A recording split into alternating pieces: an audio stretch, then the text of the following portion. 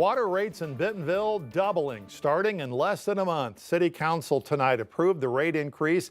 City says it's needed to keep up with operating costs as well as to continue to fix leaks.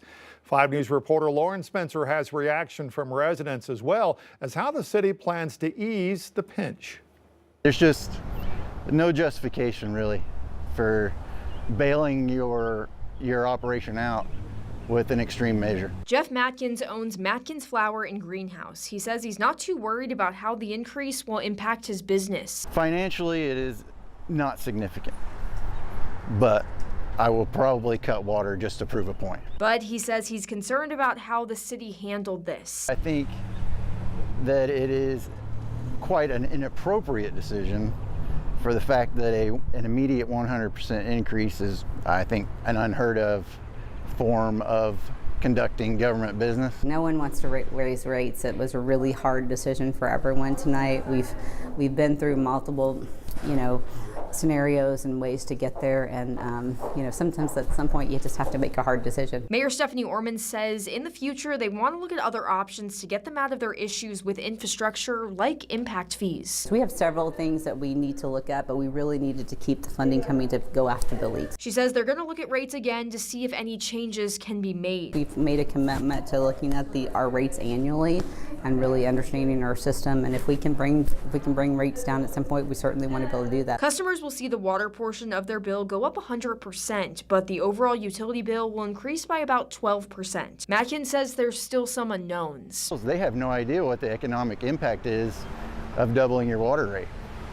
We literally have no idea. In Bentonville, covering news where you live, Lauren Spencer, 5 News. We now know a civil case against Dr. Brian Hyatt will go to trial next year. He's the local psychiatrist, you remember, accused of holding patients against their will at Northwest Medical's behavioral health unit. Today, a judge granted the plaintiff's request for an August or September trial date next year.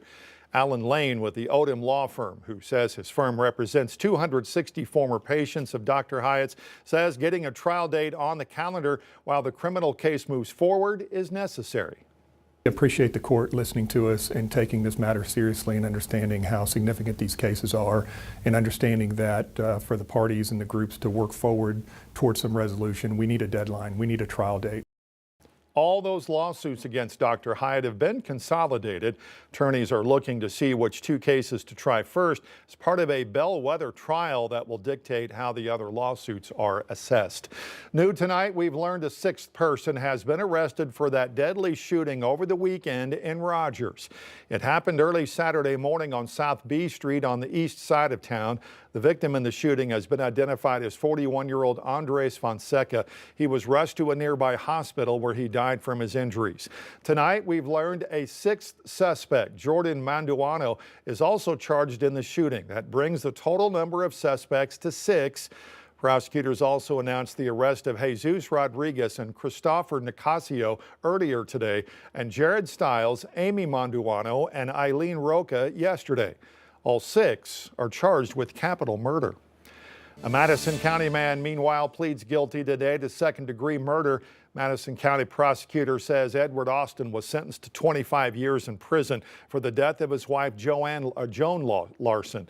Prosecutors say Joan suffered from multiple sclerosis and was found abandoned in a wooded area suffering from severe hypothermia. She was later taken to the hospital but died about a month later. It's been nearly 8 years since Arkansas executed a death row inmate, and that could soon change. Nitrogen gas as an execution method is now just a governor's signature away from becoming law. It passed today in the state Senate. Controversial bill once again sparked debate among lawmakers today. Fayetteville State Senator Greg Leding called the method experimental and inhumane. Senator Kim Hammer, though, argued in favor of the change, saying that they're not there for the inmates, but for the victims. Because they didn't want to be in the position they were put on in the first place any more than you and I want to be put in the position that today we're going to vote for this bill. A horrific act of violence cannot be a horrific act of violence. It doesn't make us tough. It doesn't make us just. It just means that we too have committed a horrific act of violence. Right now, there are 25 inmates on death row in the state. Bruce Ward has been there the longest, since 1990. His scheduled execution was delayed in 2017. On this day 5 years ago, the World Health Organization officially called the COVID outbreak an international pandemic. The ensuing day saw empty city streets and office buildings, runs on things like toilet paper and hand sanitizer, and a renewed appreciation for healthcare workers. Well, today, COVID is still around, but health leaders say we're far more prepared now to face it. My view is you got to work really, really hard on making sure testing is available, but also treatments and vaccines. That's actually how you get through a pandemic. That's how we got through this pandemic. Focus on that. That's the durable solution.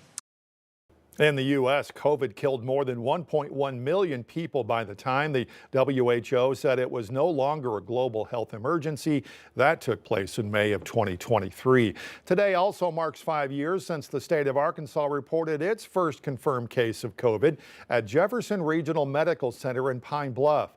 That led to waves of schools and businesses closing and social distancing. For some, the effects of the disease linger on 5 years later. Carter Thweet introduces us now to one patient battling symptoms of long COVID. Only really health issues that I had before COVID was just like your annual sinus infection. I had migraine issues, but just typical things that women in their late 20s who've had children have had. Alana Tatum of North Little Rock says she took COVID seriously from the start due to her mother's health issues and after losing multiple friends. But then in March of 2021, it came for her. I got diagnosed with long haul COVID September of 2021 when my symptoms just lingered. It was the first of 2 times Alana would receive this diagnosis. She says it's totally compromised her ability to fight back against illnesses of all kinds. I haven't bounced back at all, and now my immune system's shot. I'm constantly having coughing fits or dizzy episodes, and since that I've been diagnosed with POTS. Too sick to work, but not sick enough to qualify for disability or certain insurance. That's Alana's new predicament. Her husband Richard says it's been tough. We would have never imagined that it would last this long, that it would have affected us this much. The toll that it takes on every level, whether it be physical, mental, social, spiritual, it takes a toll on everything. Alana says she still sees different doctors and specialists constantly, but she worries her life may be forever changed. I have to constantly think about if I have a coughing spell, if I get dizzy, how far away am I from my car? How far away is this location from my house? Would I be able to drive home in enough time to get home and lay down and take my rescue medications? It was Carter Thweet reporting. Now, the Oklahoma State Health Department says it's confirmed 2 cases of measles. They believe both patients were exposed to the disease while outside the state and were immediately quarantined after realizing they were exposed. Right now, the health department does not believe there is any public health threat.